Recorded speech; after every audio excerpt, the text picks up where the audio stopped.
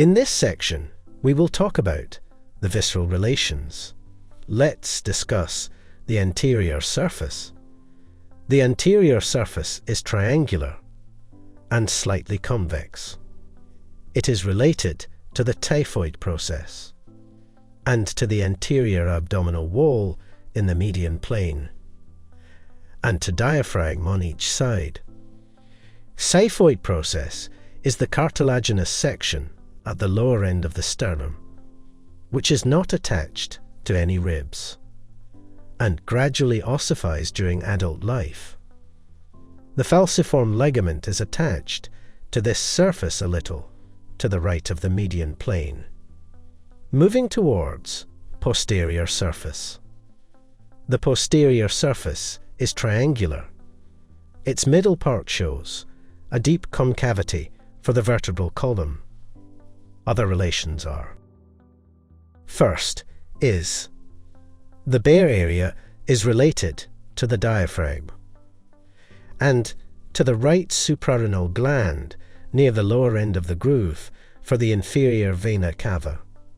Second is the groove for the inferior vena cava lodges the upper part of the vessel, and its floor is pierced by the hepatic veins. Third is the caudate lobe lies in the superior recess of the lesser sac. It is related to the crura of the diaphragm above the aortic opening, to the right inferior phrenic artery, and to the coeliac trunk.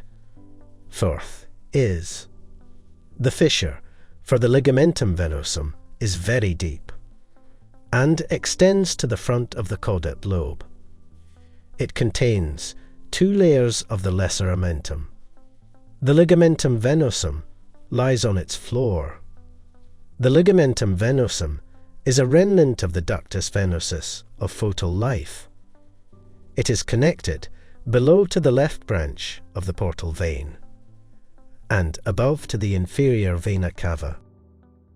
Fifth is the posterior surface of the left lobe is marked by the ossifigal impression.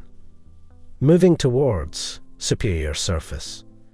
The superior surface is quadrilateral and shows a concavity in the middle. This is the cardiac impression. On each side of the impression, the surface is convex to fit the dome of the diaphragm. The diaphragm separates this surface from the pericardium and the heart in the middle, and from pleura and lung on each side. Moving towards inferior surface.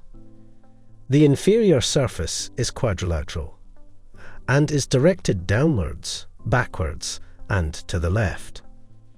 It is marked by impressions from neighbouring viscera.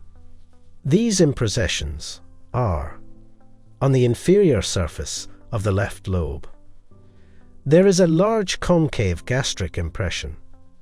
The left lobe also bears a raised area that comes in contact with the lesser omentum. It is called the tuber omental. Second is the fissure for the ligamentum teres passes from the inferior border to the left end of the porta hepatis. The ligamentum teres represents the obliterated left umbilical vein. Third is the quadrate lobe is related to the lesser omentum, the pylorus, and the first part of the duodenum. When the stomach is empty, the quadrate lobe is related to the first part of the duodenum and to a part of the transverse colon. Fourth is the fossa for the gallbladder lies to the right of the quadrate lobe. Fifth is to the right of this fossa, the inferior surface of the right lobe bears the colic impression for the hepatic flexure of the colon, the renal impression for the right kidney, and the duodenal impression for the second part of the duodenum. It was all about this section. In our next section, we will talk about the blood supply of liver in detail. Have you ever heard of video books, sqadia.com is delighted to present video books, medical books that have been tailored into a series of videos. sqadia.com videos are presented in the same order as the book's chapters. Explore now and make your learning easy.